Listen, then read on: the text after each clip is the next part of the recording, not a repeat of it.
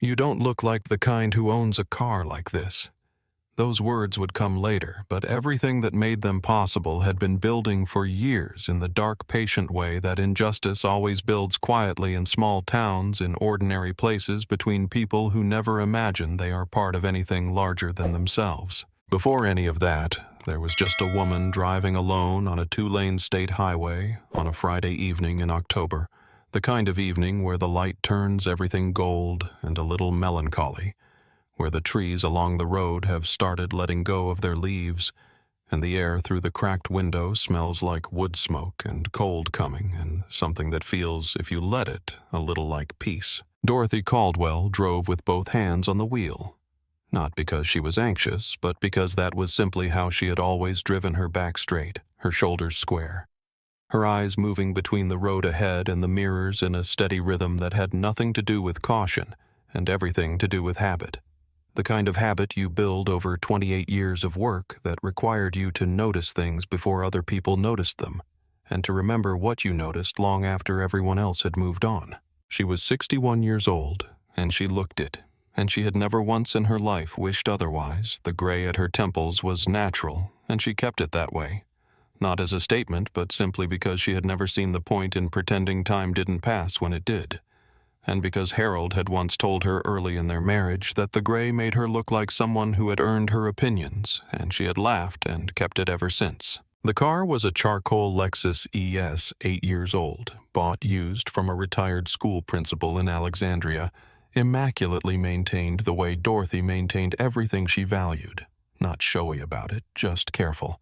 The kind of careful that shows up in a clean engine and tires rotated on schedule, and a glove compartment where the registration is exactly where it should be, filed behind the insurance card in a small manila envelope she replaced every year. Her dark olive wool coat was folded on the passenger seat because the car was warm and she hadn't wanted to wrestle it off while driving, and as she reached across to adjust it at a long, straight stretch of highway, her fingers found the inner lining of the pocket, and there, sewn into the seam with a few careful stitches, was a small brass button, cool and smooth under her fingertip, the size of a shirt button, unremarkable to anyone who didn't know it was there. She didn't press it, she just touched it the way you touch something familiar.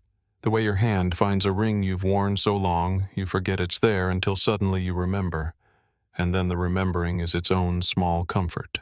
She was heading to the Fort Dunning Military Family Scholarship Banquet, where Harold was being honored, where she had been to a dozen events exactly like it, over 37 years of marriage, where the food was always slightly overcooked, and the speeches were always slightly too long, and the people were always without exception. People who understood what it cost to love someone who belonged to something larger than the two of you. She would meet him there after this stop. He had gone ahead with his staff, and she had stayed behind to handle a call with her daughter that ran long, and now she was 40 minutes behind and stopping for gas at exit 14 because the gauge was sitting at a quarter tank, and she had learned a long time ago not to trust a quarter tank on a highway. In the sun visor above her head, tucked into the slot where she kept her garage pass, was the folded program card from tonight's banquet, ivory paper, gold crest. His name printed below the crest in the clean serif font the military favored for formal occasions. General Harold Caldwell, United States Army, Joint Chiefs of Staff, keynote speaker. She had put it there this morning so she wouldn't forget it.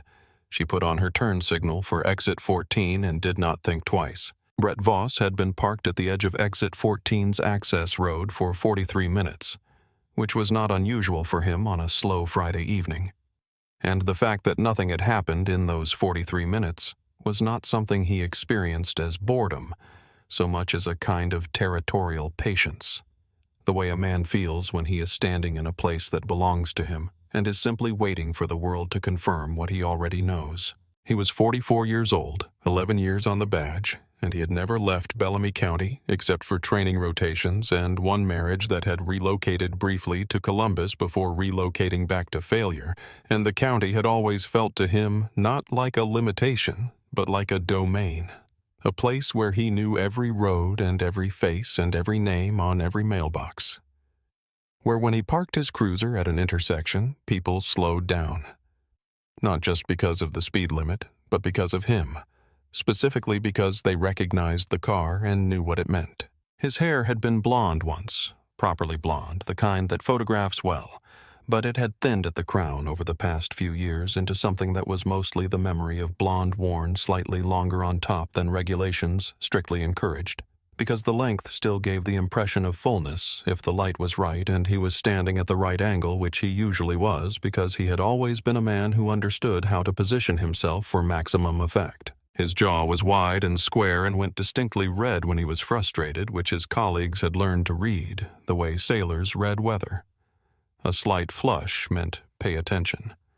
A deep red meant step back.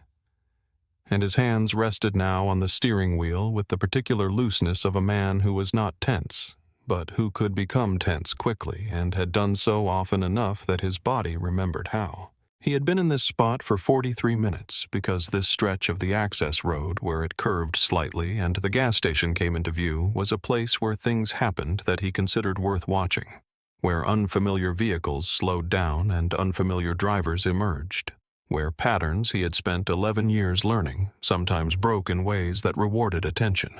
He thought about patterns a lot, and he would have told you if you asked him that patterns were the core of good law enforcement, that you learned a community by learning its rhythms, and that anything that interrupted the rhythm was worth a second look, and that this was not bias, but experience, and that the people who called it bias were people who had never actually worked a beat, in a place where knowing the difference between what belonged and what didn't had kept people safe on more than one occasion he could name.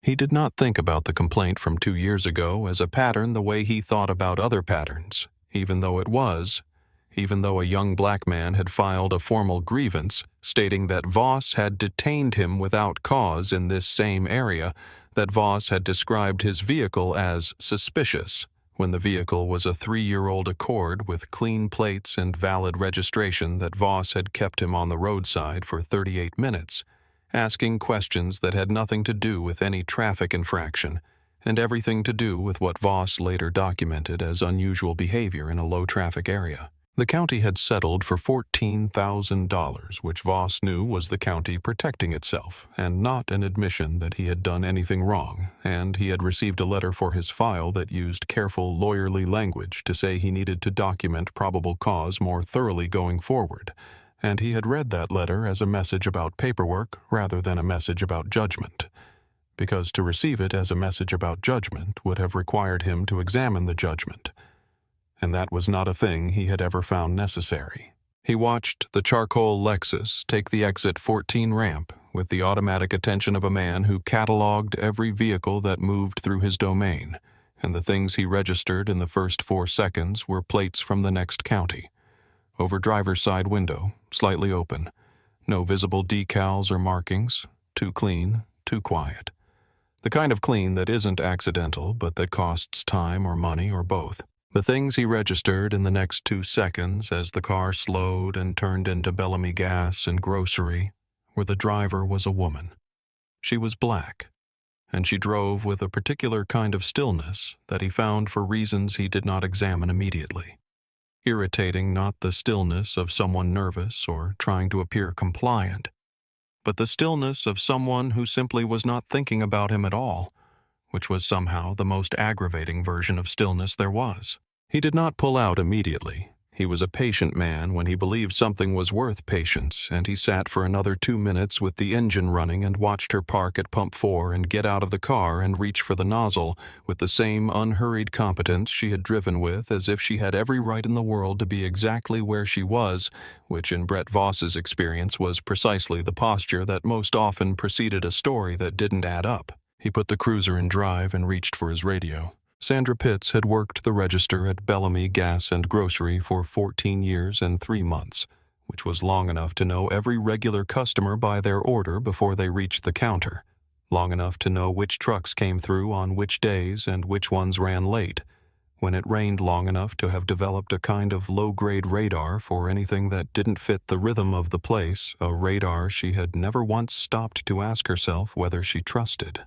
She was 52, small-framed, always slightly cold even in August, and she wore a fleece vest under her uniform shirt from September through April, regardless of what the thermostat said, and she coached her granddaughter's soccer team on Saturday mornings, and had brought a casserole to the Morrow family when their house burned in the spring and she was not in any version of herself, she would recognize a person who would describe herself as someone who made assumptions about people. She noticed the charcoal Lexus before Dorothy was even out of the car, partly because it was a vehicle she had never seen before, and partly because of the way it moved into the lot. Not hesitant, not fast, just settled the way a car moves when its driver is completely sure of where they are going. And Sandra watched through the front window with the particular quality of attention she applied to unfamiliar things, which was not hostile, but was not neutral either. When Dorothy came inside, Sandra straightened behind the counter in a way she would not have described as bracing herself because she would not have recognized it as that, and she watched the woman move through the store to the cooler for water, to the coffee station unhurried and quiet in a way that was clearly not the quiet of someone who didn't belong, but that Sandra's radar read as the quiet of someone who didn't belong, and the distinction between those two things was one she had never been asked to make. Dorothy set her water and her coffee on the counter and said good afternoon with the pleasant, business-like courtesy of someone who has spent a career talking to strangers and knows how to make it feel easy. And Sandra said, "Will that be all?" with a friendliness that was entirely genuine and an edge she didn't know she was producing. And when Dorothy handed over her ID with the cash for Pump 4, Sandra looked at it longer than she needed to. The federal clearance marker in the corner was something Sandra had seen before the base was nearby, and men in uniform stopped here regularly, and the marker was familiar in that context. In the way things are familiar when they come attached to the people and situations you expect them to come attached to, but attached to this woman in this coat with this car outside, it felt wrong in a way Sandra could not articulate, because the wrongness was not in the ID, but in Sandra's picture of who an ID like that belonged to. She handed it back, said 47.50 with the gas, counted Dorothy's change, and watched her gather her things and move toward the door, and her hand found the phone under the counter before she had consciously decided anything at all, which is the most honest thing that can be said about what happened next, that it was not a decision so much as a reflex built from years of small assumptions that had never once been held up to the light. Near the door, the community bulletin board held a dozen overlapping flyers: a lost dog, a church rummage sale, a notice about road work on County Road 7, and behind them, partially visible, a new ivory flyer with gold lettering that had gone up that morning. Fort Dunning Military Family Scholarship Banquet. Tonight, 7 p.m. Keynote speaker, General Harold Caldwell. Nobody read the bulletin board anymore. Sandra dialed her voice quiet, and her shoulders already curling inward as if she knew somewhere beneath the reflex that she was doing something she would need to explain later. Ray Dunnigan had been driving since 4 in the morning, which was not unusual for him. He had been driving since 4 in the morning on most mornings for 22 years, long enough that the highway had stopped feeling like a place he was moving through and started feeling like a place he lived in the particular community of the road, where you knew people by their rigs and their driving habits without ever knowing their names, where the truck stops were the closest thing to a neighborhood most of them had on any given week. He was 58, broad across the shoulders in the way men get when they have been doing physical work since their 20s, without making a performance of it, with the kind of face that had probably been ordinary once and had become, through weather and years, and whatever particular mix of happiness and difficulty, he had driven through something a little better than ordinary, a face that made people feel correctly that he was paying attention to them. He pulled his 18-wheeler into the far end of Bellamy Gas and Groceries lot at the big rig spaces near the back, cut the engine with the particular relief of a man who has been vibrating at highway frequency for 6 hours and has finally stopped and sat for a moment in the sudden quiet with his hands in his lap and his eyes closed, just breathing the way you breathe when you have been somewhere loud for a long time, and the silence is something you have to ease into slowly. On the dashboard, taped with 2 strips of electrical tape that he replaced every year when they yellowed, were 3 photographs: his daughter at her college graduation, his son-in-law at their wedding, and his 2 grandkids on what appeared to be a beach somewhere. Faces turned toward the camera with the complete, uncomplicated joy of children who have not yet learned to perform happiness because they have not yet learned to doubt it. He got out stretched in the way that men who drive for a living stretch thoroughly, systematically, working through the knots in his lower back with both hands. And then he noticed the charcoal Lexus at pump 4, and the woman beside it pumping gas with her coat folded over one arm, and her posture so straight and self-contained that he looked at her the way you look at something that simply has a quality you notice before you've decided what to call it. He went inside, nodded at the woman behind the counter who was already on the phone with her back turned, and got himself a large coffee and a shrink-wrapped turkey sandwich that he planned to eat in the cab while reviewing his route for the next leg.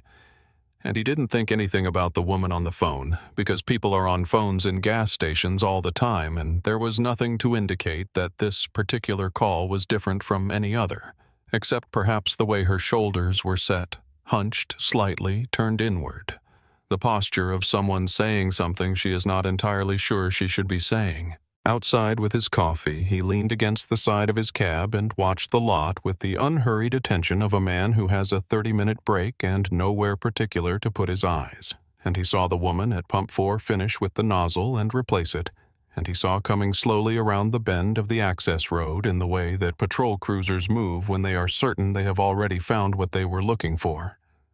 A sheriff's car lights off, moving with a kind of deliberateness that made the back of Ray's neck do something unpleasant. Then a second cruiser behind the first. He reached into his shirt pocket for his phone and held it in his palm and waited to see if he was reading this wrong, because he had been wrong before and he did not like to act on nothing. But he did not put the phone away. Dorothy had replaced the nozzle and was folding her receipt into her coat pocket when she heard the cruiser. Not the siren, just the engine. The particular low idle of a vehicle that has slowed but not stopped. That is choosing its position deliberately, and she turned before Voss had even opened his door. Not because she was startled, but because 28 years of work had made her the kind of person who does not need to wait for something to fully arrive before she knows what it is. She turned slowly, unhurried, and she looked at him coming across the lot with his hand already resting on his belt, in the way that certain men rest a hand on a belt, not reaching for anything, just reminding you that they could, and she took him in completely. In the few seconds it took him to close the distance. The thinning blonde hair, the jaw already slightly red, the deliberate widening of his stance as he stopped 6 feet from her, the second cruiser pulling in behind the first, with the younger deputy staying inside for a moment longer than necessary, as if reconsidering. "Ma'am, step away from the vehicle." Voss's voice was the voice of a man who had given this instruction often enough that it had stopped being a request and become something more like an announcement. The announcement of a conclusion he had already reached. Dorothy stepped back 1 step from the car, her hands moving away from her sides where they could be seen, a motion so practiced and precise that it contained its own answer to an unasked question. "I know exactly what is happening here, and I am going to make it very difficult for you to escalate it. Is there a problem, officer?" she said, and her voice was level in a way that was not performative. Calm, but actual calm. The calm of someone who has been in rooms where the stakes were considerably higher than this one, and who has learned that the voice is a tool and a weapon, and a record all at once, and that how you use it in the first 30 seconds of something shapes everything that comes after. Had a report of a suspicious vehicle. Voss moved slightly to his left, positioning himself between her and the driver's side door without making a production of it, just shifting his weight so that the option of getting back in the car was no longer hers to take easily. "Need to see some ownership papers." "The registration is in the glove compartment," Dorothy said. "I'm happy to retrieve it." "I said step away from the vehicle." He repeated it as if she hadn't answered, as if her answer had been some other kind of answer than the one she gave. And this was the first real tell. Not the suspicion which could be argued, but the refusal to hear what was actually being said, which could not. The second deputy had gotten out now. Leon Ferris, 29, with a face that was still young enough to show what it was thinking without his permission, and what it was thinking as he came around the front of his cruiser and looked at this scene, was something that his training had not given him language for, and his conscience was beginning to supply on its own. He hung back slightly, and his weight was on his back foot, and his eyes moved between Voss and Dorothy in the way that eyes move when they are doing a private calculation that hasn't come out yet. From the far end of the lot, Ray Dunnigan had shifted position, moving a few steps to the left so that his sight line to pump 4 was clear, and his phone was out of his pocket now and angled down at his hip in the careful, deliberate way of a man who has decided to record something without making it obvious that he has decided to record something, because he has the instinct that making it obvious will change what he is trying to record. 3 other people in the lot had gone still. The woman at pump 2 who had stopped mid-transaction and was holding the nozzle but not using it. A teenage boy near the air pump who had been scrolling his phone and had looked up at the sound of the cruiser and had not looked back down. An older man walking toward his truck who had stopped with his keys in his hand. Voss asked for her documentation again, his voice going flatter. The patience in it, the kind that isn't really patience, but pressure wearing patience's clothes, and Dorothy looked at him for a moment with the specific quality of attention that said she was seeing not just what he was doing, but all the times before this that had made him comfortable doing it. She said nothing further. She stood hands visible and waited. Voss opened the driver's side door himself and leaned into the glove compartment with the focused energy of a man who is looking for something he is already sure he will find. And the registration was right where Dorothy had said it was clean. Current, her name on it, the vehicle identification number matching the car he was standing beside, and he pulled it out with the manila envelope and set the envelope on the hood and spread the papers as if the act of spreading them might reveal something the words themselves did not contain. The federal retiree credential card was inside the envelope filed behind the insurance card ivory with a federal seal and a photograph of Dorothy that had been taken 6 years ago when she had just turned 55 and still wore her hair shorter, and Voss pulled it out and held it up in the light from the station canopy and looked at it with an expression that shifted in the space of about 3 seconds from the studied boredom of a man who expects to confirm what he already believes to something harder and more committed, as if the credential itself had made things worse. Because in the logic Brett Voss had built over 11 years on this road, a credential like this did not exonerate a person so much as elevate the stakes. The more impressive the documentation, the more likely in his particular arithmetic that the documentation was the whole point that someone had gone to considerable trouble to produce papers that looked like this, precisely because they were intended to deceive someone like him, and the fact that they looked absolutely authentic was suspicious. In the same way that a thing that looks too good always looks suspicious to a man who has decided in advance that something is wrong. He announced his suspicion of fraudulent documentation loud enough for the growing audience to hear, which was a performance as much as a police action.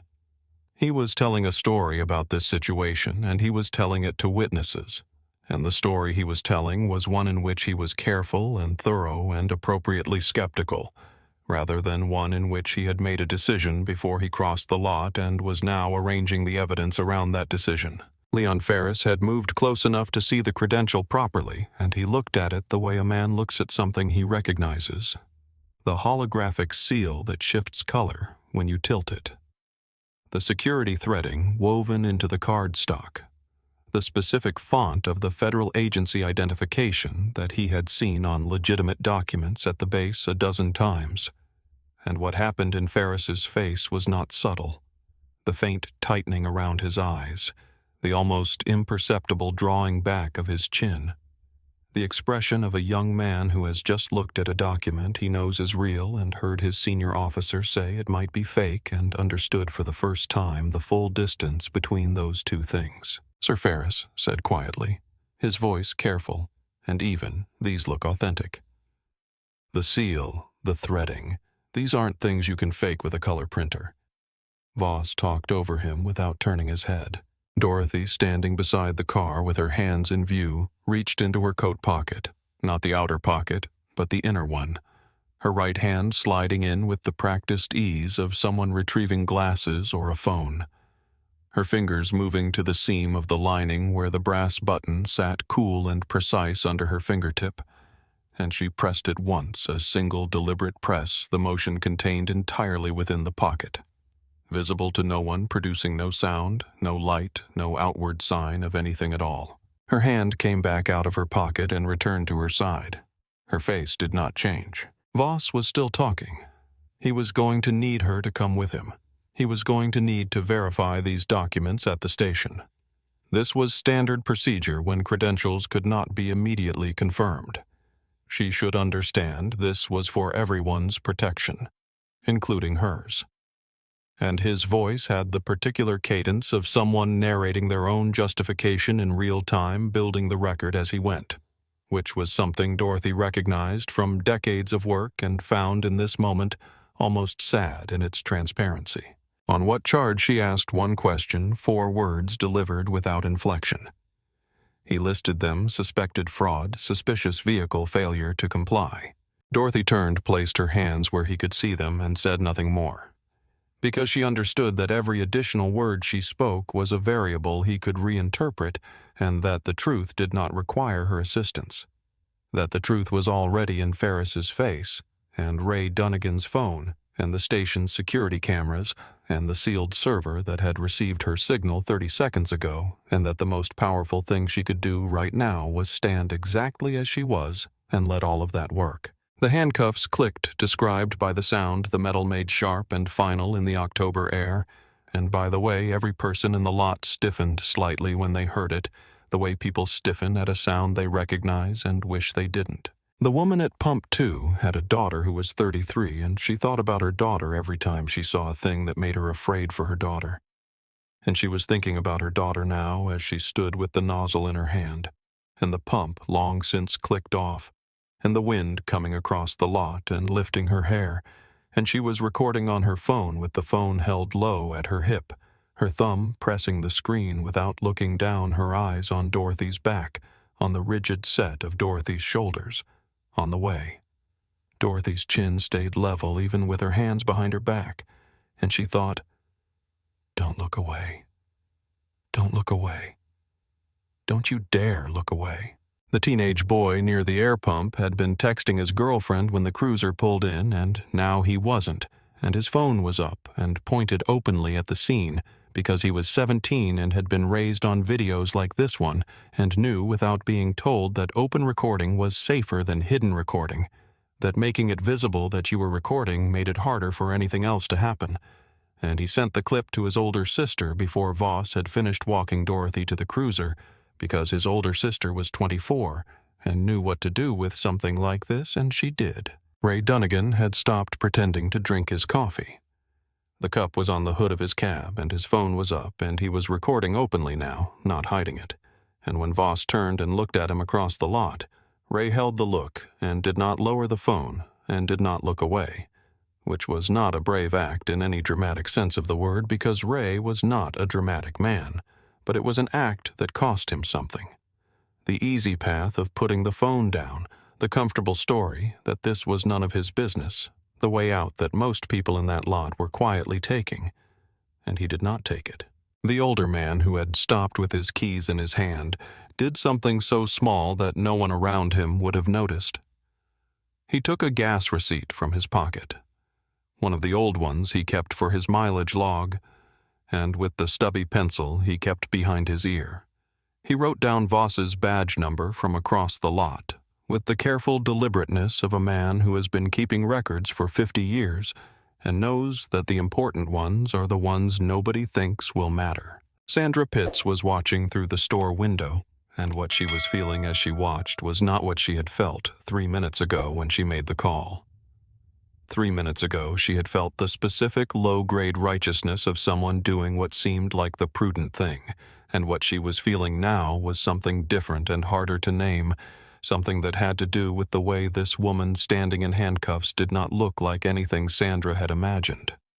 When she picked up the phone, did not look frightened or volatile or out of place, in the way Sandra's radar had signaled, looked instead like someone standing in a place she had every right to be in, and being treated as if she didn't, and the gap between those two things was opening in Sandra's chest, like a question she hadn't known she was going to have to answer. Leon Ferris stood to the side of the cruiser and watched, his arms not crossed, his face not blank. He had the expression of a man watching something he cannot stop, but is already trying to decide how to carry it. A man at the edge of the first real test of what he actually believes about the job he has chosen, and the test was happening faster than he had expected, and with higher stakes, and his hand kept moving toward his radio and stopping. And Dorothy Caldwell stood with her hands cuffed behind her back and her chin level and her eyes on the middle distance and above her on the sun visor of the charcoal Lexus visible through the windshield. If you looked was the ivory program card with the gold crest and the name. And no one looked and no one needed to yet. And she waited. Voss drove with the particular satisfaction of a man who believes he has correctly identified a problem and correctly resolved it. A satisfaction that expressed itself in the slight loosening of his shoulders, and the way he turned the radio up a notch, not loud, just present, just enough to fill the space between himself and the woman in the cage behind the partition, whose silence he was interpreting as the silence of someone who had run out of moves. "You know what I find interesting?" he said, not requiring her to answer, which was good, because she didn't give him one. "People come through here with all their fancy documentation, all their big city credentials, and they think that's going to be the end of it. Flash a federal card and everybody backs down. That's not how it works in Bellamy County." He checked his mirror. She was looking out the window at the street signs passing, and he couldn't tell if she was listening or ignoring him, and both options annoyed him. "Mallory Street," Dorothy said quietly, not to him. He frowned. What? She didn't answer. She was doing something he wouldn't understand until much later she was narrating the route to herself, naming each cross street as it passed, building an internal record that had nothing to do with his commentary and everything to do with what came after. Because 28 years of intelligence work had given her the instinct to document everything in any environment where the official documentation could not be trusted, and this was that environment. Voss talked for most of the drive, not angrily, which might have been more honest, but in the measured, almost tutorial tone of a man explaining something he believes needs explaining. The kind of man who hears the sound of his own voice and finds it reasonable, which is perhaps the most dangerous kind. And he covered the subjects of suspicious behavior, the inherent implausibility of high-level credentials appearing where he didn't expect them, and the way that calm, cooperative-seeming individuals were often the most experienced at working the system, as he put it, and all of it was delivered with the quiet certainty of someone who has not been wrong yet, or at least has not been told he was wrong, which in his experience amounted to the same thing. Then the radio crackled. Not the usual dispatch channel, a different frequency, a different quality of transmission, and a voice that was not local, that carried the particular flatness of Federal Communications Protocol. A voice that was reading from something rather than speaking from experience, calm in the specific way that authority is calm when it is not trying to impress anyone. Unit identified at Exit 14 Corridor. Please confirm current status of your detainee for verification. Voss frowned at the radio and didn't respond. Repeat, confirm status of female detainee. Bellamy County Substation Direction Authentication Code, Kilo 9 Foxtrot. The code was not one Voss recognized, which meant nothing to him except that it was unusual, and unusual things on the radio either meant a technical error or someone had gotten the wrong channel, and he told himself it was one of those two things and turned the volume slightly down, not off, which would have been too obvious. Just lower enough that the voice became a murmur he could decide not to hear. In the cruiser behind him, Ferris had his own radio in his hand, and his expression was nothing like Voss's. Ferris had recognized the authentication protocol because he had done a joint training exercise at the base 18 months ago, and had heard that kind of code used in federal coordination calls, and what it meant was not a wrong channel, and what it meant was not a technical error, and what it was making him feel right now in the front seat of his cruiser was a cold, clarifying kind of fear that had nothing to do with Dorothy Caldwell and everything to do with what he had watched happen at Pump 4 and what he had said quietly to Voss, and what Voss had done with what he said. He ran Dorothy's credential through his own terminal while driving, which he should have done before anyone put handcuffs on anyone. The result came back in 11 seconds. He read it once. He read it again. Then he picked up his personal phone, something officers were trained specifically not to do while operating a vehicle, and made a call.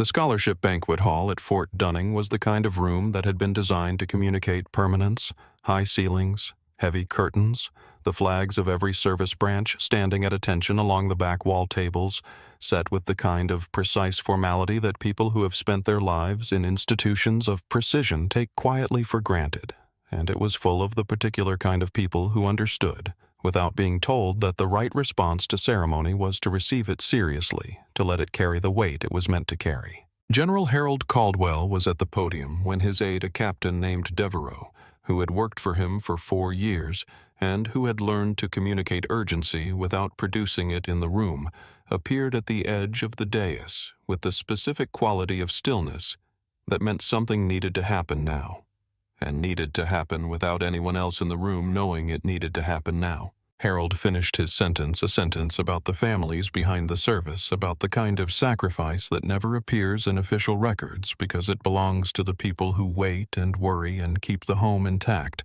while someone they love is somewhere they can't be.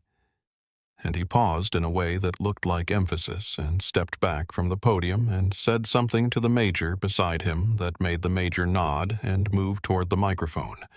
And then Harold followed Devereaux through the side door into the corridor. Devereaux handed him the phone without speaking. The screen showed a GPS coordinate, a timestamp reading 6:23 p.m., and a still image captured automatically the charcoal Lexus at a gas station pump with a Bellamy County cruiser positioned behind it, and Dorothy's hands behind her back, and her chin level and her coat on the concrete beside the car where it had apparently fallen. Harold looked at the image for 3 seconds. He had a rule about 3 seconds. Not a rule anyone had taught him, just something he had developed over decades of decisions that couldn't be taken back. That the first 3 seconds were for feeling everything at once in full without managing it. Because managed feelings didn't go away. They just went somewhere you couldn't see them and caused damage there. And for 3 seconds he looked at his wife standing in handcuffs at a gas station pump, because she had stopped to fill her tank on the way to watch him be honored, and he felt the full weight of that. And then the 3 seconds were over. "Get me Judge Hartley," he said, and his voice was exactly the same as it had been at the podium level, carrying absolutely certain of what it wanted. Devereaux was already dialing. The call to Judge Hartley's personal line took 40 seconds. The call from Hartley's office to the Federal Liaison Division took 90 seconds after that. The notification to the State Public Safety Director was logged at the 2-minute and 14-second mark.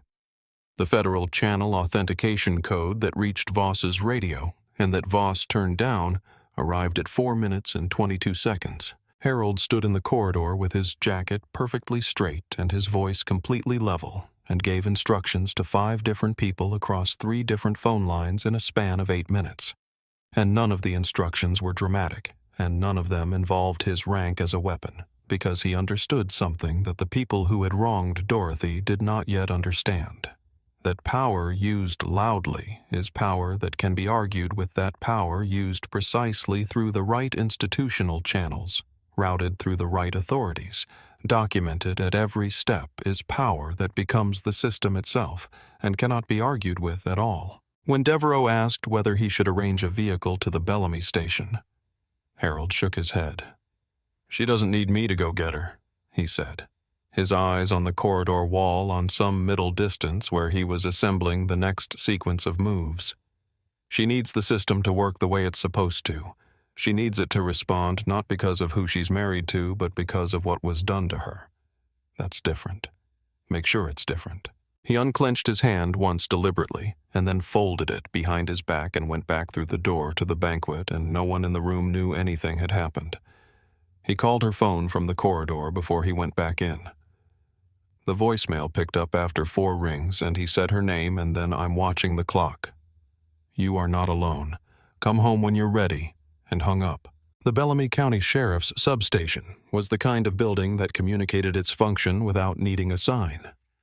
Low and square brick, the color of old rust. Fluorescent lights visible through the wire glass windows.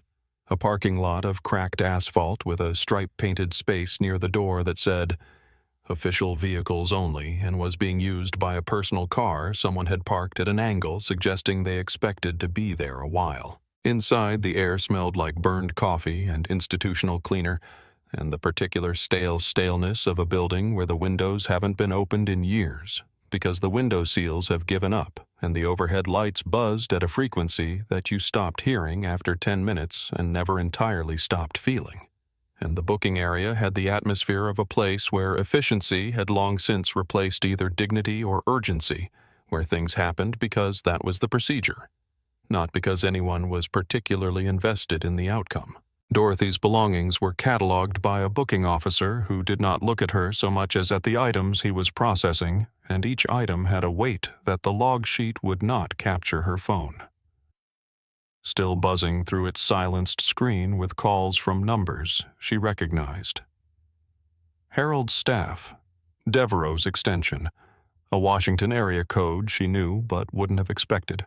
Her coat folded over the counter so the inner lining faced upward, the brass button visible in the seam if anyone had been looking, which they were not, and the ceremony program card, ivory, with a gold crest, that had been in her coat pocket and now lay on the booking counter with General Harold Caldwell's name, visible in the clean serif font below the crest, placed there by the booking officer who had taken it from her pocket and set it aside without reading it.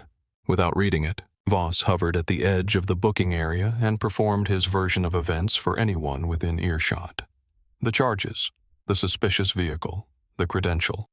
He strongly suspected was fraudulent, the non-compliance, the whole architecture of justification he had been building since the moment the charcoal Lexus had taken exit 14, and he had decided before he crossed the parking lot that the building was necessary, and his voice had the particular quality of someone who believes that saying something confidently enough in front of enough people will make it true, which is a quality that works in many situations and was about to stop working in this one. Dorothy spoke twice during the entire booking process. The first time she said, "I am formally requesting legal counsel." The second time she said, "I am filing a formal complaint against the arresting officer to be documented in writing." Both statements were delivered in the same unhurried, precise tone she had used at the gas station, the tone of someone dictating a record rather than arguing a position, and the booking officer noted both requests with the slightly elevated attention of a man who is beginning to sense that something about this particular booking is different from the usual run of things, though he hasn't decided yet what to do about that sensing. Ferris came in through the side entrance and did not go toward Voss. He went to his locker, and he sat on the bench in the locker room for 2 minutes, and the 2 minutes were visible in his face when he stood back up 2 minutes of being 29 years old and having a decision in front of him, and knowing that whichever way he went he would carry the result of it, and choosing which version of himself he wanted to carry it as. Then he went to the lieutenant's office and closed the door behind him, and from the booking area through the glass, Voss could see Ferris's hands moving as he talked, could see the lieutenant's expression shifting, and for the first time in this evening, Voss stopped writing mid-sentence and stared at that glass for a moment before he went back to his report. He went back to his report and added the phrase, "Subject displayed agitated demeanor throughout encounter," and then repeated verbal challenges to lawful authority. And then, after a pause, credential presented, showed multiple indicators, inconsistent with authentic federal documentation. And he wrote these additions with the deliberateness of a man building a wall around himself with words brick by brick, not understanding that walls built from untrue things have the structural integrity of paper. The lieutenant's office door remained closed. The room they put Dorothy in was not technically a cell. It was a locked interview room with a metal bench bolted to the wall and a high window that showed a 3-inch strip of night sky from which one star was visible and which let in a thin thread of cold air through a gap in the frame that the county maintenance department had been meaning to seal for 3 years. She sat on the bench with her back straight and her hands folded in her lap, and she began to reconstruct the sequence of events from the beginning, methodically, in the order they had occurred. The way she had been trained to reconstruct things in environments where the official record could not be trusted.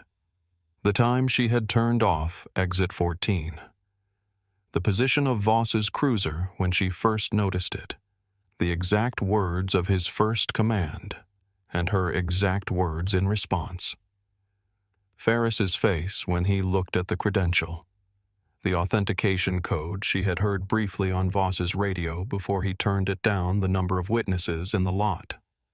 The phone she had seen Ray Dunnigan holding openly the program card that had gone onto the booking counter face up without being read. She was building something, not a case exactly, because a case was Patricia's job and Patricia was coming.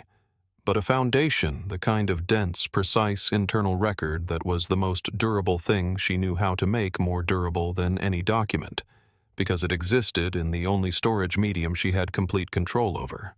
Her hands folded in her lap were still except that her left thumb pressed the center of her right palm in a small, steady circle around and around an absent habit that Harold had taught her 15 years ago when she had been in a situation overseas that she could not talk about and could not externally react to, and had needed something to do with the tension her body was holding, and that she had kept ever since pressing it into her palm the way you press a stone into your hand for ballast. She was not afraid, and she was aware in the same moment that her not being afraid was the product of a specific set of circumstances that had nothing to do with the justice of her situation, and everything to do with the accident of her life.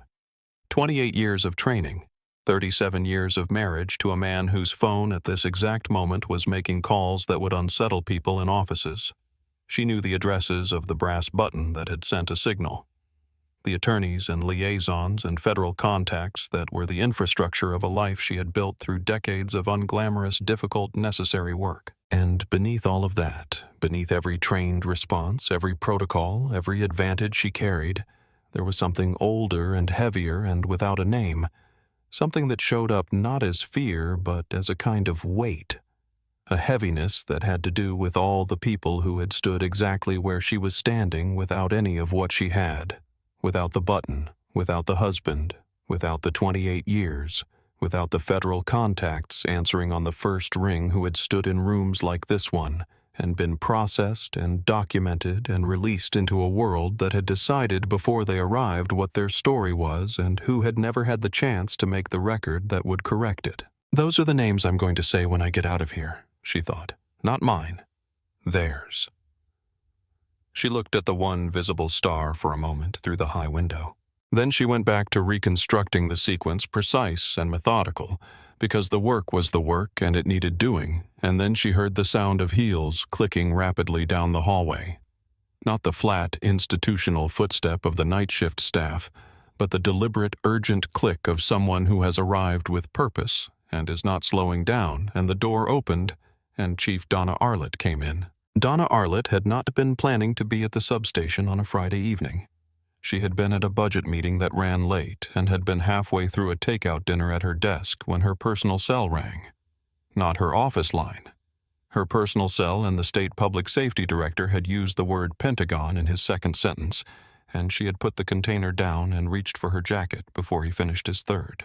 She was 55, career law enforcement, a woman who had built her position in an institution that had not made it easy for her to build it there, and who had learned in the process that institutional survival required a particular kind of diplomatic fluency, the ability to be firm enough to be respected and flexible enough to not be threatening to acknowledge problems in ways that resolved them without requiring anyone powerful to feel accused, to manage situations rather than confront them, which had served her for 20 years, and which was currently failing her in a way she was only beginning to understand. She had managed Brett Voss twice in 11 years.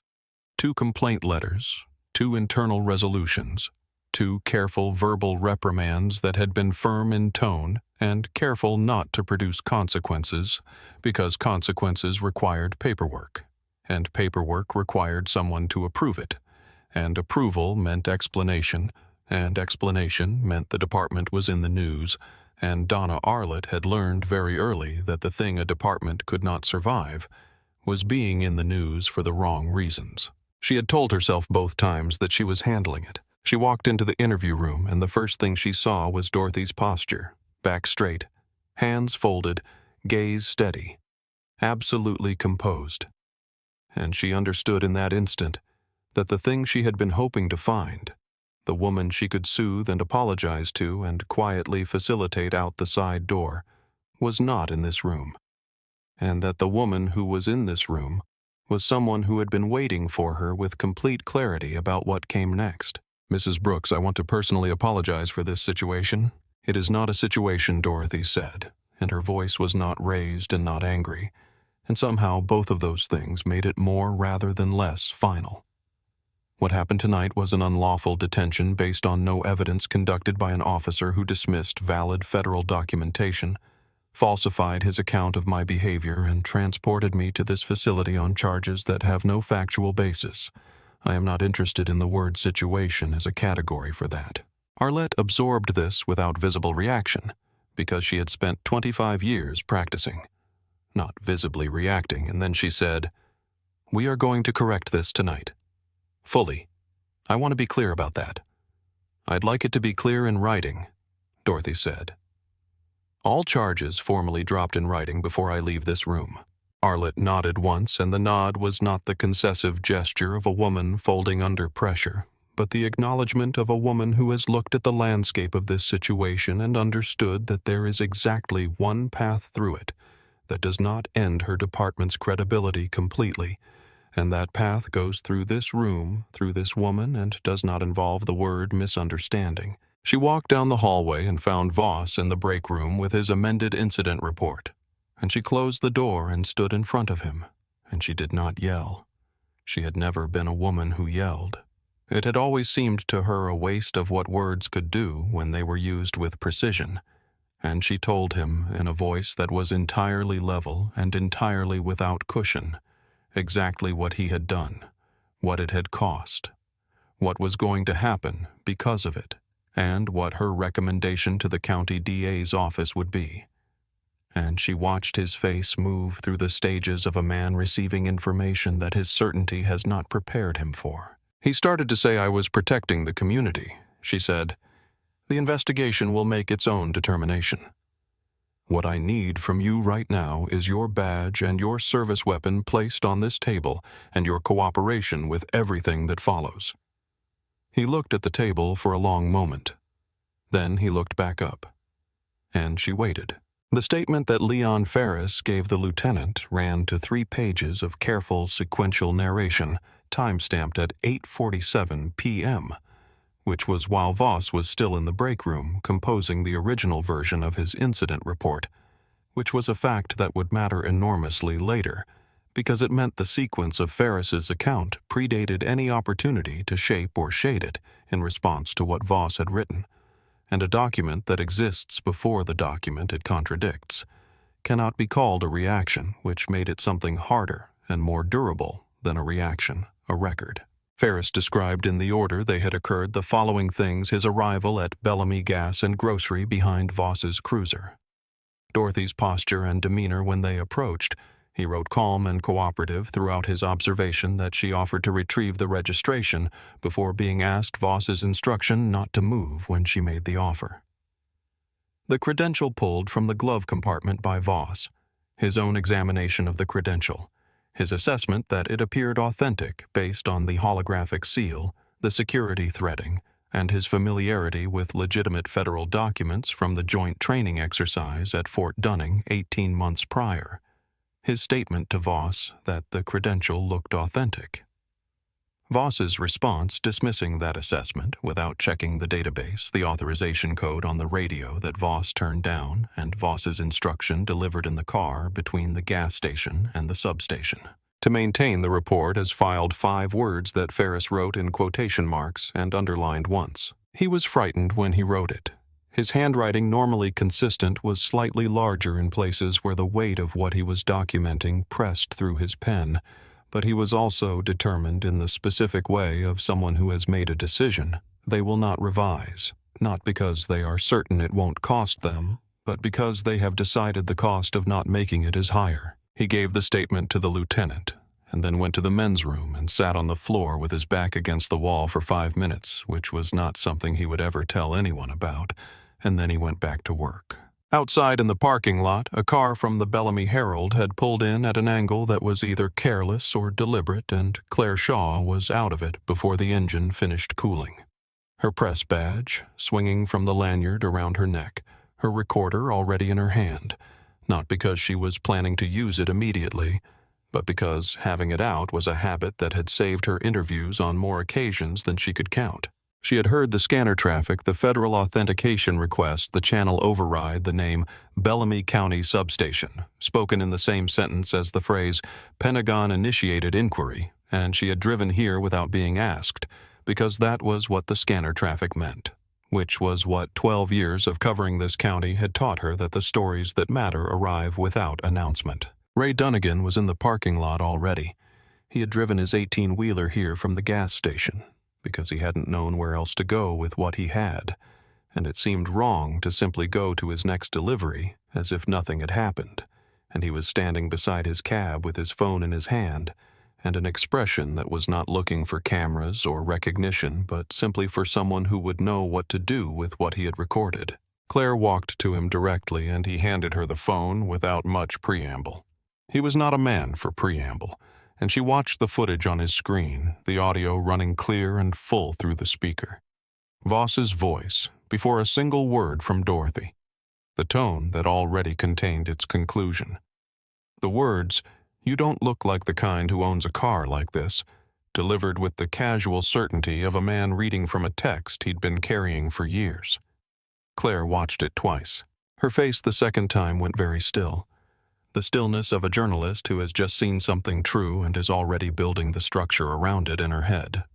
Patricia Okafor arrived at 9:47 p.m. and had been at a dinner she left without finishing because the call from Harold Caldwell's legal liaison had come while she was between the appetizer and the entree, and she had recognized within 30 seconds that this was the kind of case that did not wait for people to finish their meals. She was 49, had been in civil rights law for 21 years, and she carried herself with the specific kind of authority that comes not from height or volume, but from the complete absence of any ambiguity about what she was doing in any given room. She was always doing the precise thing she was there to do, and the precision of it was visible in the way she moved in the single legal pad and single pen she had carried since law school, and still carried now in the briefcase that was 15 years old, and exactly as functional as the day she bought it. She was brought to the interview room, and she and Dorothy looked at each other for a moment before either spoke. Two women in a room that had not been built with either of them in mind, who recognized in each other without sentimentality and without the need to name it, the particular quality of having spent decades being exactly right in rooms that were built to make you doubt that you were. "What did they take from you?" Patricia said, and in what order. Dorothy answered precisely and completely in sequence, including the brass button, the program card on the booking counter, the phone buzzing with missed calls the moment she had heard the authentication code on Voss's radio and watched him turn it down, and Ferris's face when he examined the credential. Every detail delivered with the efficiency of someone who has been trained to make a complete oral record and has not wasted the last 2 hours.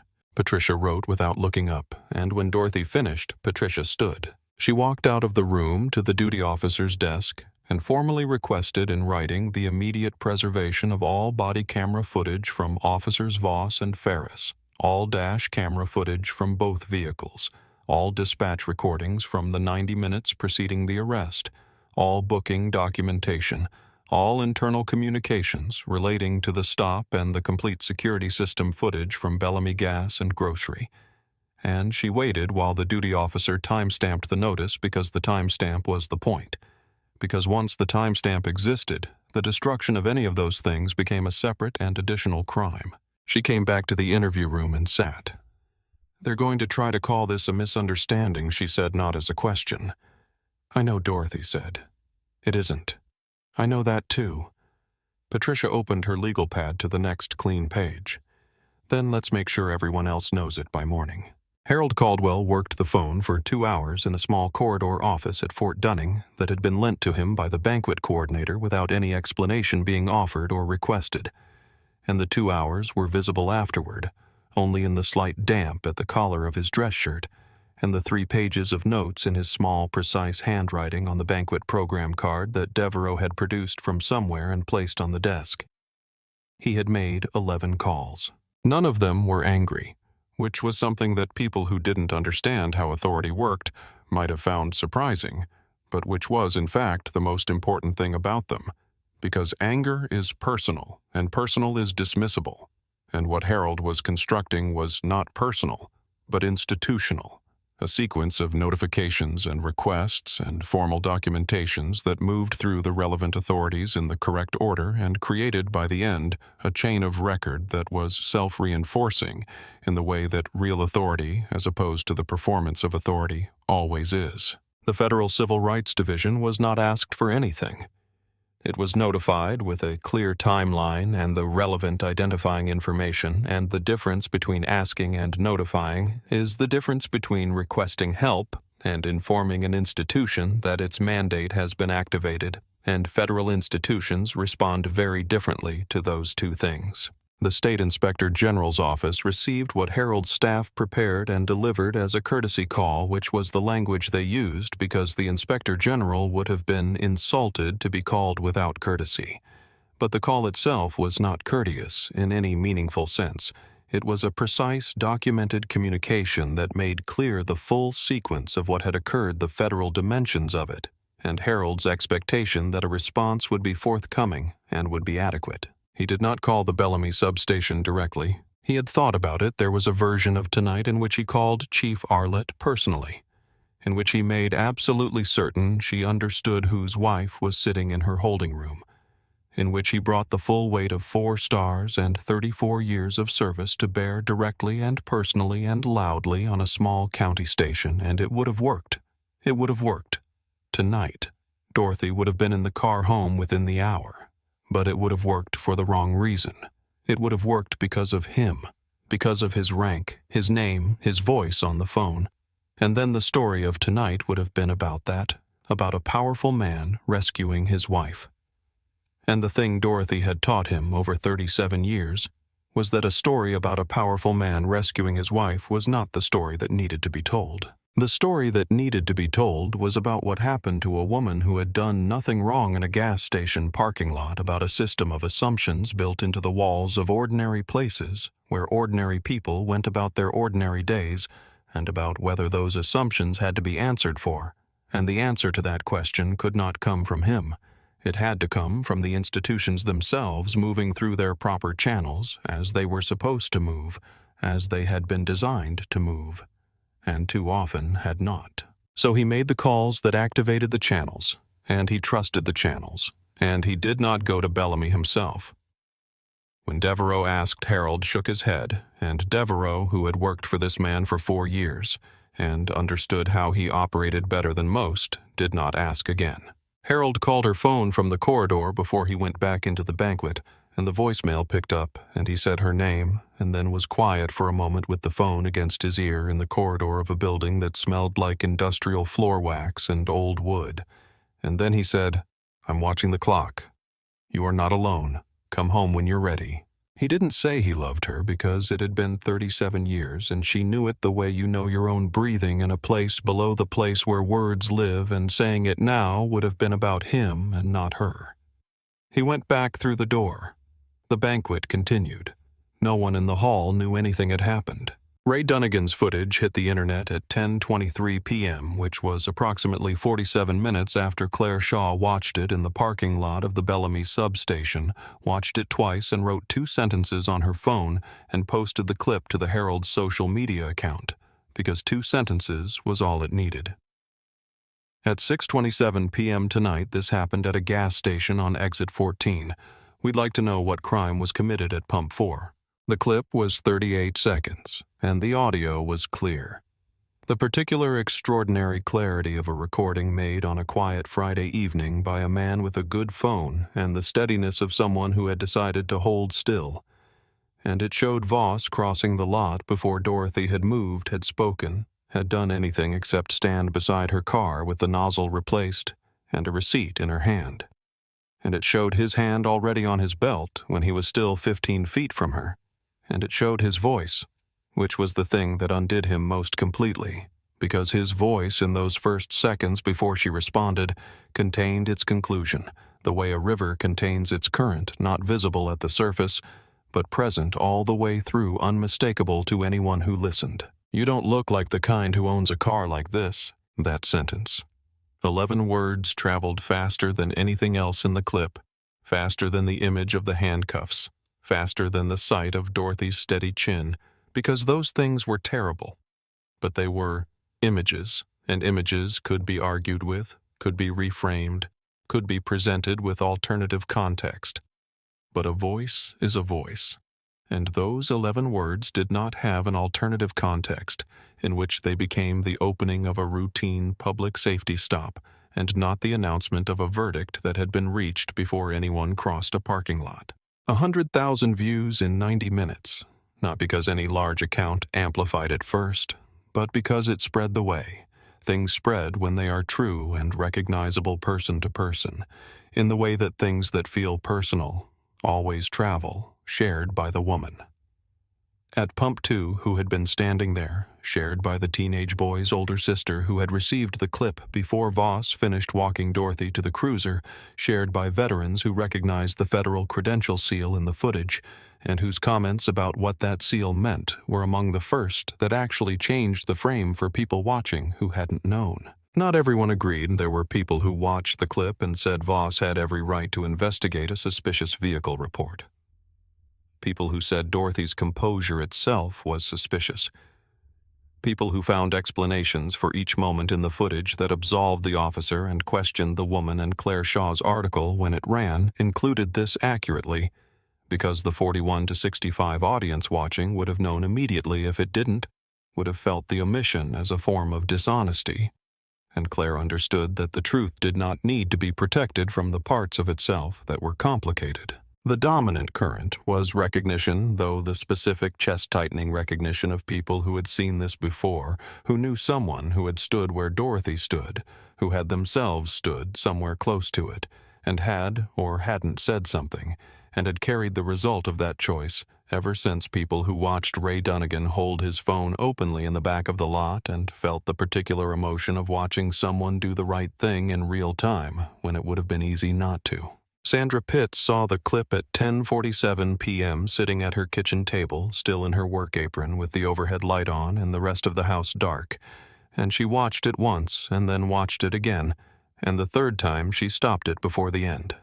At the moment, Voss's voice said, "You don't look like the kind 7 words she had not heard at the gas station, but that sounded sitting alone in her kitchen, exactly like the thought she hadn't examined before she picked up the phone." She did not sleep well. The security footage from Bellamy Gas and Grocery was secured at 11:15 p.m. through the written preservation notice Patricia had served, and through Claire Shaw's call to the owner, Tom Whitaker, who had been watching the spread of the clip online from his living room, and who, when Claire told him that the footage on his system was going to be either the most important thing he preserved or the most important thing he failed to preserve, drove to the station in his truck and secured it himself. The footage ran in 6 angles, 4 exterior, 2 interior, and together they told a story with a beginning that none of the bystander clips had captured because the bystanders had not yet raised their phones.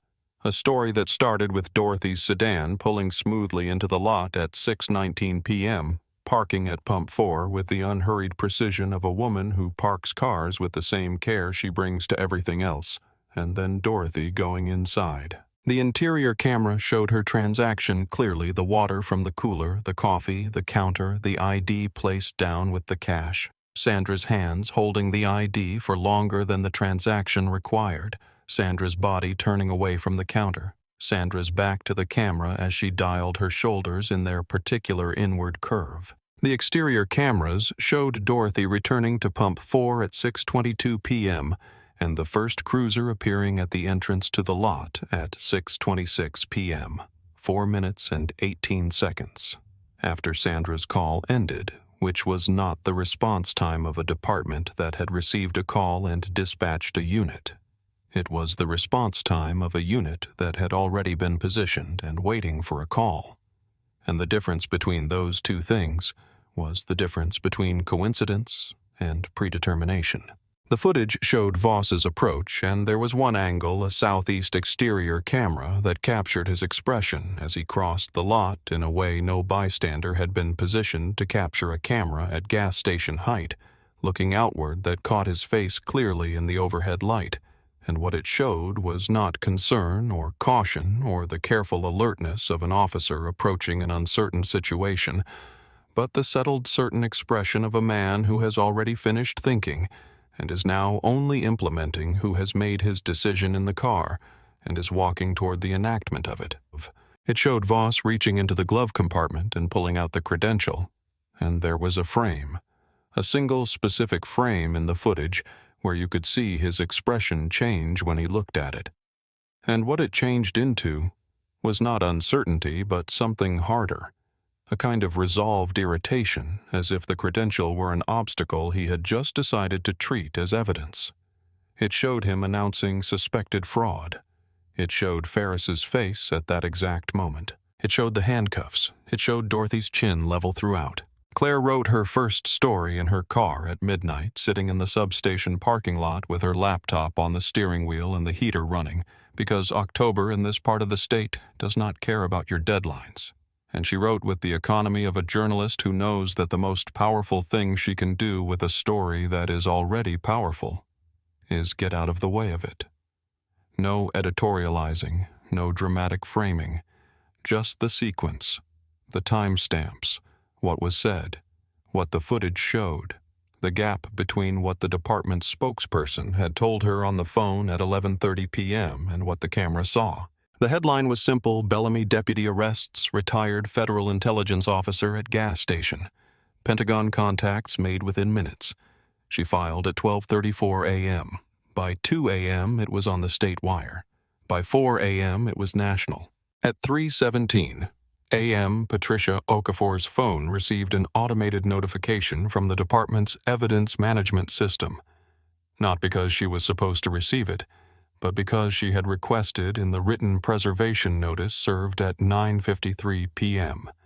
Immediate notification of any changes to the status of evidence items relating to her client's detention, and the department's duty officer, operating on muscle memory and procedure rather than calculation, had complied. The notification told her that Officer Voss's body camera footage had been logged as corrupted file unrecoverable at 2:48 a.m. His dash cam upload had been logged as incomplete critical segments unavailable due to transmission error at 2:51 a.m. His incident report, which Patricia had received a time-stamped copy of at the duty desk at 9:55 p.m., had been amended at 2:39 a.m. to include the following language. Subject displayed agitated demeanor throughout encounter. Repeated verbal challenges to lawful authority. Credential presented showed multiple indicators inconsistent with authentic federal documentation. None of this language appeared in the document Patricia had received at 9:55 p.m. Ferris had signed his statement at 8:47 p.m. Patricia sat at the small desk in the holding room where Dorothy was still waiting. She had refused to leave until all charges were formally dropped in writing, which had been accomplished, and until all her belongings were returned, which had been accomplished. But Patricia had asked her to stay, because the strategic value of Dorothy leaving in daylight with cameras present was considerably higher than the value of her leaving quietly at midnight through a side door, which was what Arlett had suggested, and she read the notification twice, and then she looked at Dorothy. "They've tampered," she said.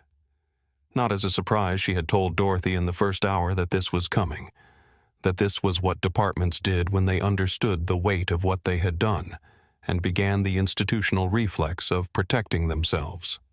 The reflex that was not the product of conspiracy, but of something built into the walls of the organization more deeply than any individual decision. The accumulated practice of choosing the institution over the truth so many times that it had stopped feeling like a choice and started feeling like procedure. They've corrupted the body camera footage. They've amended the incident report with language that contradicts every witness account on record. Dorothy looked at her steadily. "What does that give us?" "A second crime," Patricia said. "And they handed it to us while the first one is still fresh." She called Harold's liaison at 3:19 a.m. not to alarm, because there was nothing alarming about what she had found. It was exactly what she had expected to find. She had just expected it slightly later in the morning. But to log, because every step of the response to Dorothy's arrest needed to be documented with the same precision as the arrest itself. Because when this went to Federal Civil Rights Review, and it was going to go to Federal Civil Rights Review, the documentation of the cover-up was going to be as important as the documentation of the original stop. What they had not accounted for Voss and whoever had helped him between 2:39 and 2:51 a.m. was Ray Dunnigan's audio, full, clear, complete, captured before any decision to alter anything had been made, capturing Dorothy's voice and Voss's voice in the order they actually occurred. The actual words, the actual tone, and Ferris's statement signed at 8:47 p.m. in the lieutenant's office, which existed before the amended incident report, and which described in Ferris's own careful handwriting Voss's instruction to maintain the report as filed. A document that predates the document it contradicts is not a rebuttal. It is a verdict. Patricia placed her hand flat on the desk. "They just made the case for us," she said. "Everything from here is evidence." Dorothy said nothing for a moment, and then she said, "Then let's make sure we keep all of it." The window showed the sky beginning to change, not dawn yet, but the particular shade of deep blue that arrives before dawn when the darkness has started letting go at the edges, and the stars are beginning to decide whether to stay. She pressed her thumb into her palm once, small and steady, and then she folded her hands and waited for morning. The sky above the Bellamy substation parking lot was the pale silver of a morning that has not decided whether it wants to be beautiful or just cold, when Dorothy came through the front doors at 6:47 a.m. with Patricia beside her and her coat folded over her arm, and the first thing she saw was 3 news vans positioned along the street with their satellite dishes up, and the second thing she saw was a group of people on the public sidewalk. Not a protest exactly. Nothing with signs or organized sound. Just people standing in the early morning in the particular way of people who have decided that being present matters even when they're not sure what else they can do, which is sometimes the most honest form of witness there is. And the third thing she saw was Harold. He was standing at the edge of the parking lot in civilian clothes, not his dress uniform, not any uniform, just dark slacks and a gray overcoat, and his hands in his pockets the way he stood when he was in a place where he did not want his rank to precede him, which she recognized immediately, and which was one of the 1,000 things about this man she had loved for 37 years, and when he saw her, he did not move toward her, he waited. Which was also something she recognized. He always let her come to him after something difficult. Always understood that the closing of a distance was something that needed to be hers to control. She crossed the parking lot and took his hand. He looked at her face for a moment, at the line of her jaw, the set of her eyes, the marks on her wrists from the handcuffs that she had not covered and would not cover. And then he said, "The food at the banquet was terrible." She laughed, one real short sound, the kind that surprises itself, and his hand tightened around hers. Neither of them said anything else for a long moment, standing in the silver morning light with the news cameras beginning to orient in their direction, and the people on the sidewalk watching with the respectful quiet of people who understand.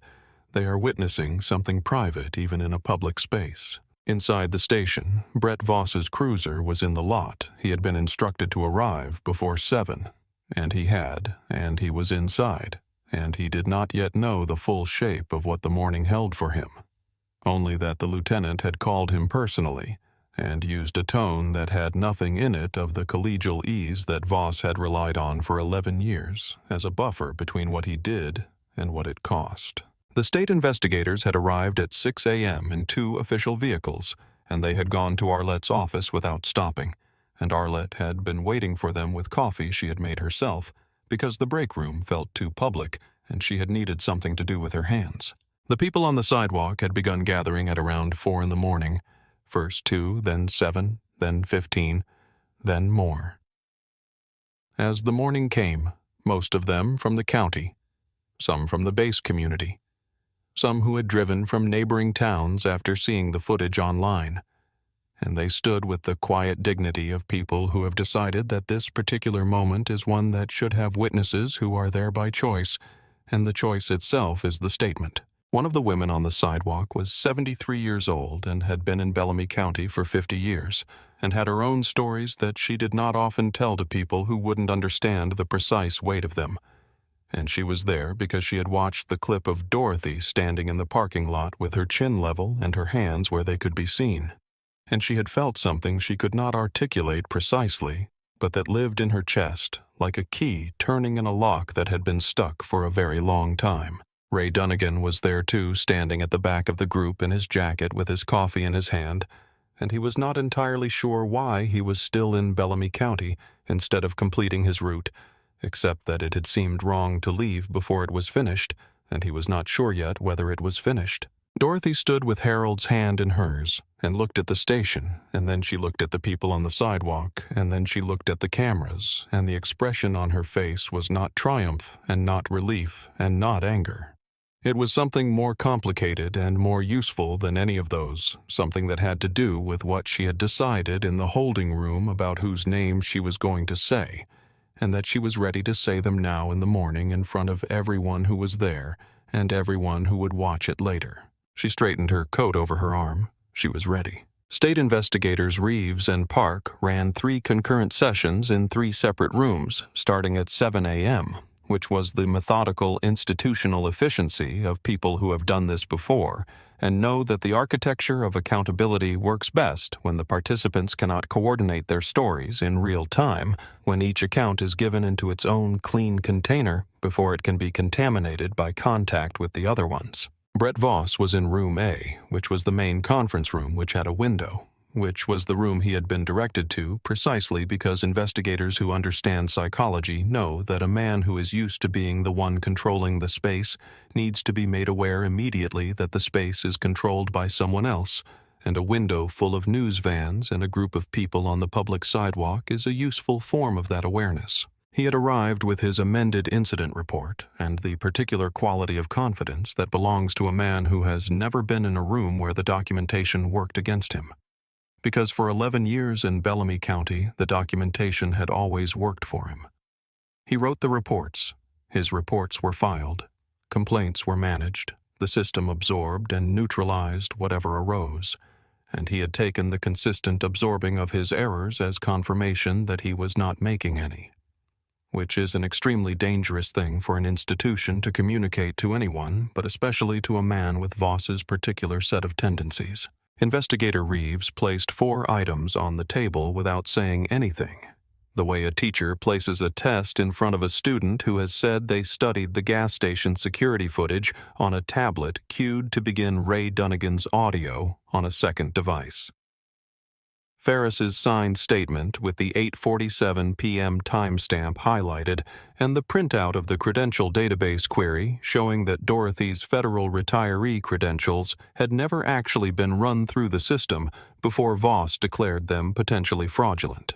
He let Voss look at the 4 items. Then he said, "Take your time." The confidence lasted through the first item. Voss had an explanation for the security footage, was ready to contextualize it. The camera angle, the lack of full context, and it lasted through the beginning of the audio, though his jaw went slightly more red as he listened to his own voice saying what his voice said. It began to go at the 3rd item. Ferris's statement was time-stamped 8:47 p.m., and Voss's amended incident report was time-stamped 2:39 a.m., and the amendment contained a description of Dorothy's demeanor that Ferris's statement, written 6 hours earlier, directly contradicted, and Investigator Park, who had said nothing, yet said, "Walk me through how your junior officer's account written while you were still composing your original report describes events that your report's amendment written 6 hours later redescribes differently." Voss's jaw worked. He said Halverson was a junior officer who may not have fully. Ferris investigator, Reeves corrected quietly. Ferris, who may not have had the full picture. He had exactly the same picture as you, Park said. He was standing beside you. The difference is what each of you decided to do with what you saw. The 4th item, the credential database query, was the floor giving way, because it showed with the specific incontrovertibility of a system timestamp that the query had never been run, that the determination of potentially fraudulent had been made by Voss's judgment alone unverified before anyone had spent the 11 seconds it would have taken to confirm that the credential was exactly what it said it was. He had announced suspected fraud about a document he had not checked. "I used my field judgment," Voss said. "The database was accessible from your vehicle's terminal," Reeves said. Ferris ran the query after leaving the gas station. It came back in 11 seconds. Voss looked at the window for a moment at the parking lot, the news vans, the people on the sidewalk, and then he said the thing that had been at the bottom of all of it since the beginning. The thing that had generated every other thing said it without quite meaning to, because the pressure in the room had built to the point where things that hadn't been meant to be said came out anyway. "I was protecting the community." Neither investigator responded immediately. Then Reeves wrote it down carefully with the specific quality of deliberate notation that turns a statement into something else, turns it from a justification into a record, and set the pen down and looked at Voss and said, "We'll include that in our report." In room B, Ferris was frightened and steady and said everything in order, and when he said the part about Voss instructing him to maintain the report as filed, his voice went slightly quieter, not because he was uncertain about the words, but because he was fully aware of what they meant and of the fact that he was putting them into a permanent document and that he was 29 years old and this was the thing he was deciding to be and that it was going to cost him something among people who had been his colleagues for 3 years and that it was the right thing anyway. In room C, Arlette said she had not been aware of the body camera corruption, and the investigators wrote down that she had said this, and they wrote it in the particular way that means we'll be checking. Sandra Pitts arrived at the substation at 9:04 a.m., which was earlier than the morning shift started at Bellamy Gas and Grocery, and which meant she had left the house before she needed to, had driven here under her own decision, with no one asking her to come, which was the most important thing about her arrival, and the thing that would matter most in how it was received. She sat in the lobby for 4 minutes before asking to speak to someone. 4 minutes in which she looked at the public information board on the wall and the news van visible through the front window, and the officer at the desk who glanced at her without recognition, and in which she did the thing that people do when they are about to say something they cannot unsay, which is to sit with the weight of it one more time and make sure they can carry what follows. She could. Claire Shaw had been in the lobby since 7 a.m. She had learned long ago that the people who came forward voluntarily, who came without being subpoenaed or pressured, who came on their own legs and their own conscience, needed to have someone there when they arrived who was not a lawyer and not a cop, who was simply a person with a notebook and the commitment to get it right. And she recognized Sandra from the gas station footage, from the interior camera, from the particular shape of those turned shoulders, and she stood when Sandra stood. They sat in the lobby's corner away from the desk, and Sandra gave her account without softening it or building a better story than the true one. She said she had made the call. She said she had made it before. Dorothy had done anything unusual. She said she had made it because something felt wrong, and she knew now that what had felt wrong was not in Dorothy, but in the picture she had been carrying for 52 years, of who belonged where, and with what, and driving what car. And she said that watching the video the night before had given her the specific cold feeling of seeing your own face in a mirror you didn't know was there. She was not asking to be absolved. Claire asked her gently and directly, and Sandra said, "No, I'm not.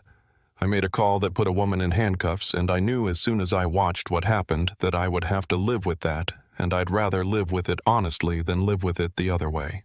Her written statement closed the gap in the prosecution's account of probable cause, or rather the lack of it, because Sandra's statement confirmed that Dorothy had done nothing unusual, said nothing unusual, shown nothing unusual. Before Sandra picked up the phone, that the decision to call had been made, not on the basis of any behavior, but on the basis of the feeling that something didn't fit, and that the feeling had been wrong, and that she was saying so. Claire asked her one last question the way she asked people questions she genuinely wanted to know the answer to without the recorder running. "What did you feel when you saw the video?" Sandra was quiet for a moment, looking at the floor. Like I finally saw what she was seeing, she said. And I didn't like what I looked like.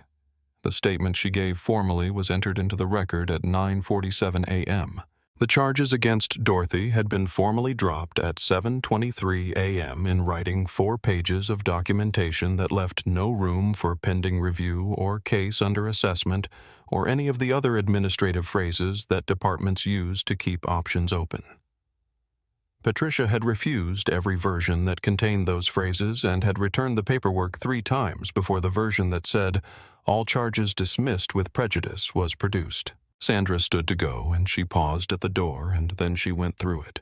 And the morning outside was bright and cold, and the sidewalk people were still standing their quiet watch, and she walked past them without making eye contact, and they let her. The district attorney's office had been in contact with the state investigators since before dawn, which was something Brett Voss did not know when he walked back into Room A after a 15-minute break, during which he had stood in the parking lot smoking a cigarette with his back to the news cameras and his jaw in its deep red, and something happening behind his eyes that might have been fear, in a man who had more experience with fear than he had ever allowed himself to have, but which was in a man who had spent 11 years being certain he was the one who determined what happened to other people closer to the experience of gravity. The specific, new, disorienting sensation of it working on him in the direction it had always been working, and that he had simply never noticed before. The charge sheet that Investigator Reeves placed on the table when Voss sat back down was 4 items: unlawful detention under state code, filing a false police report, civil rights violation under federal statute, and obstruction of justice, and the obstruction charge was the one Voss looked at longest, the one he read twice, the one that made his jaw do its thing, because obstruction was not the original stop.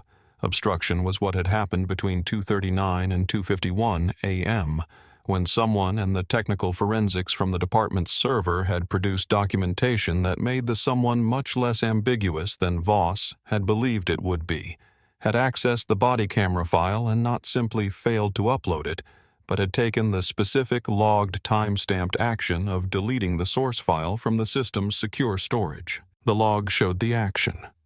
The log showed the credentials used to perform it. The log showed the time. Arlett was brought into the room. Not Room A, a different room, and told about the body camera, and asked directly whether she had been aware. And she said no, and the investigators noted her response and her face. While they noted it was the face of a woman who is doing a rapid calculation about what she knew and when she knew it, and whether that calculation will be legible to people who do these calculations for a living, and who is discovering that it probably will be. She made one decision in that room that will be the best decision she makes today. She did not fight the termination, and she did not fight the departmental compliance review, and she drafted the public statement herself without waiting to be told what it should say, and the statement did not use the word misunderstanding, and did not use the phrase procedural error, and said in language that was blunt and specific and costly to her in ways she was still calculating. Officer Voss's actions were wrong, and this department failed to prevent them, and we will answer for both. Voss was brought back into the main conference room, and the investigators were there, and Arlett was there, and a representative of the district attorney's office was there.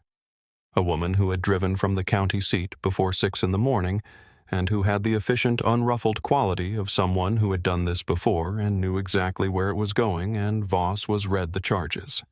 He looked at the table. He said, "This is because of who her husband is." The investigator across from him said, "This is because of what you did."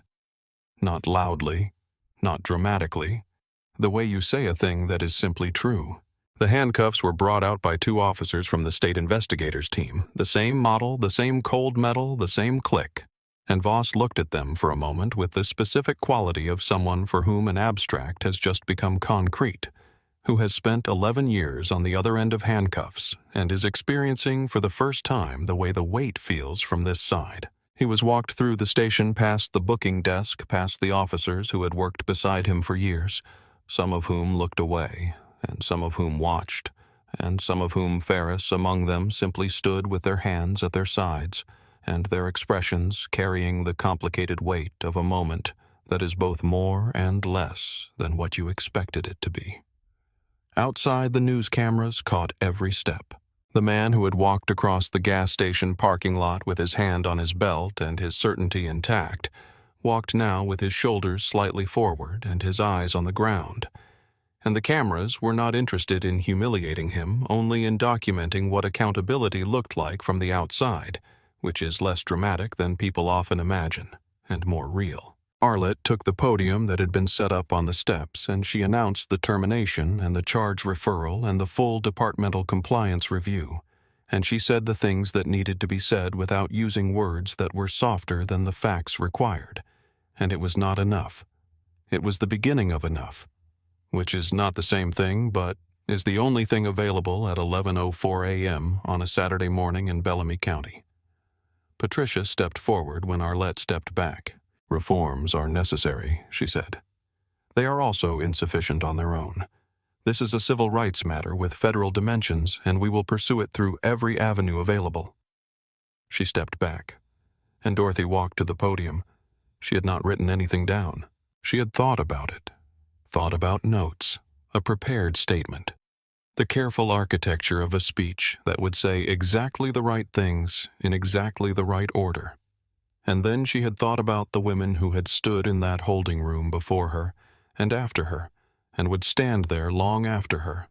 And she had thought about the fact that those women had not had the luxury of preparation, had been unprepared when the cruiser pulled in, had been unprepared when the handcuffs clicked, had been unprepared for the entire machinery of a system that had decided before they arrived what their story was, and she had decided that she would stand at this podium the way she had stood at Pump 4 without anything to hide behind, with only what was true. The crowd on the sidewalk had grown to about 60 people by the time she stepped forward.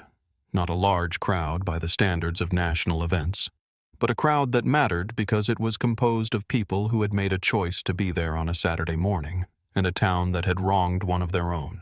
And that kind of crowd has a specific quality of attention that larger crowds rarely achieve, a quality of focus and feeling that makes every word land in the place it's aimed at. Harold stood to her right, not in front of her, not behind her, beside her at the exact distance that means I'm here without meaning I'm handling this.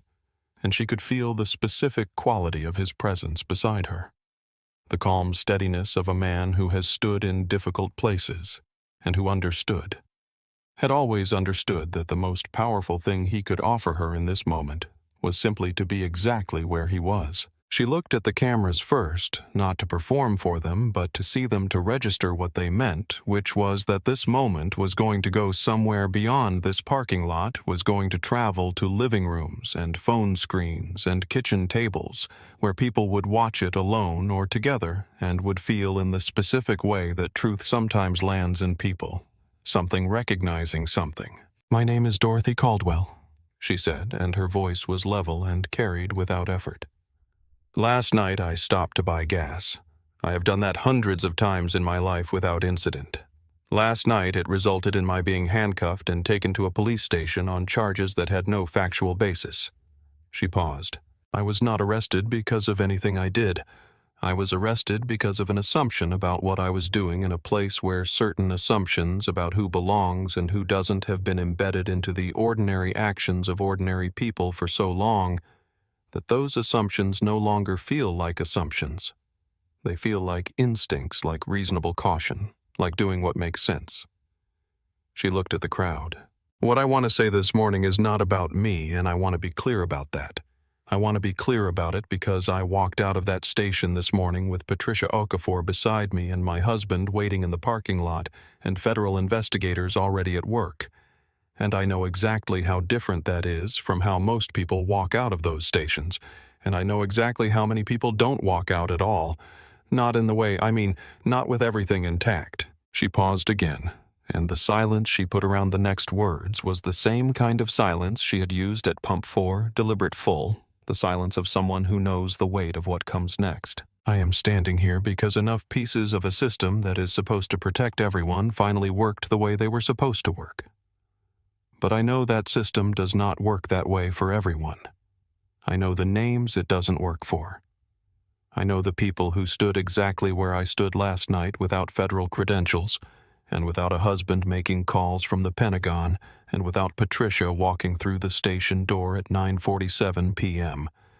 And I know what happened to them, and I know that accountability in my case is only the beginning of what accountability needs to look like if it is going to mean anything at all. She thanked Leon Ferris by name, specifically said his name clearly into the microphone, said that he had done a difficult thing and done it early and done it before he knew whether it would matter, and that this was the kind of courage that didn't look like much from the outside, but that changed everything on the inside of the situation, and she wanted people to know his name the same way they knew hers. She did not mention Voss's name. She did not address the department. She looked at the crowd for a moment, at the 73-year-old woman near the front, at Ray Dunnigan in the back with his coffee, at the teenage boy who had sent the clip to his sister, who was here now, too, standing beside her brother. And then she stepped back from the podium. Harold took her hand. From the back of the crowd, Ray Dunnigan clapped once, a single solid sound, not theatrical, just true, and then again, and then the crowd followed, not in the erupting wave of a triumph, but in the measured building rhythm of acknowledgement of people who have witnessed something real and are letting it know that they witnessed it. Dorothy stood and received it with her chin level and her hand in Harold's and her coat still folded over her arm, and she did not look like a woman who had won something. She looked like a woman who had stood her ground and was still standing. Dorothy drove them home, which Harold did not suggest but also did not argue with because he knew her well enough to know that taking the wheel back on the road where something had tried to diminish her was not stubbornness but restoration. And that restoration was what the next few hours needed to be about, quiet and unspectacular, and hers. She took exit 14 without pausing, passed the pump where it had happened without slowing her eyes on the road ahead, her hands at 10 and 2, the charcoal Lexus moving through the morning with the same settled calm.